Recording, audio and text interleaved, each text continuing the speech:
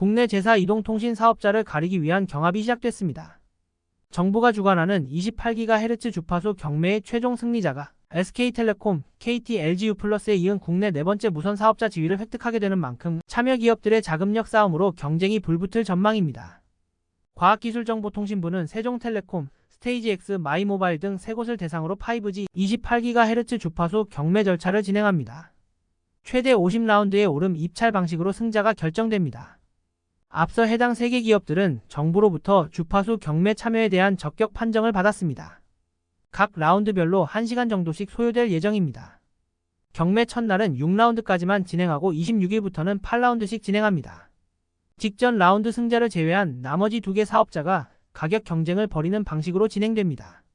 라운드마다 과기정통부는 최대 3% 이내의 금액을 추가해 다음 라운드 최소 입찰 가격을 정합니다. 입찰은 2개사가 포기할 때까지 라운드를 거듭할 예정입니다. 50라운드가 모두 끝날 때까지 복수의 후보가 남아있을 경우에는 밀봉 입찰로 최종 낙찰자를 정합니다.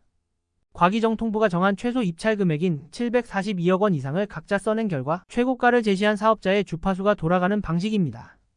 입찰가에 따라 경매 첫날 승자가 바로 결정될 수도 있지만 경우에 따라 장기화로 흐를 가능성도 있습니다. 예를 들면 초기 라운드에서 2개사가 포기하면 당일 곧바로 승자가 결정될 수 있지만 50라운드를 끝까지 진행할 경우에는 경매 절차에 일주일 이상 걸릴 수도 있습니다. 현재로서 가장 많은 자금력을 확보한 곳은 스테이지X로 추측됩니다. 스테이지X는 카카오로부터 계열 분리한 알뜰폰 업체 스테이지5가 결성한 컨소시엄입니다. 업계에 따르면 스테이지X는 신한투자증권을 우군으로 불러들여 이미 8천억 원 이상의 자금을 확보한 것으로 알려졌습니다. 마이모바일은 중소정보통신 컨설팅 기업 미래모바일이 결성한 컨소시엄으로 재무적 투자자를 확보해 만든 법인입니다.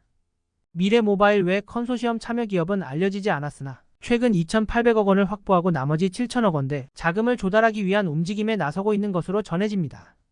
경매에 참여한 곳 중 세종텔레콤만 컨소시엄을 구성하지 않고 입찰에 나섭니다. 입찰 경쟁사에 비해 자금 여력이 다소 떨어지는 상황에서 세종텔레콤이 가장 먼저 탈락할 것이란 관측이 나옵니다. 앞서 김영진 세종텔레콤 회장은 28GHz 경매에 대해 출혈 경쟁은 하지 않겠다고 선언하기도 했습니다.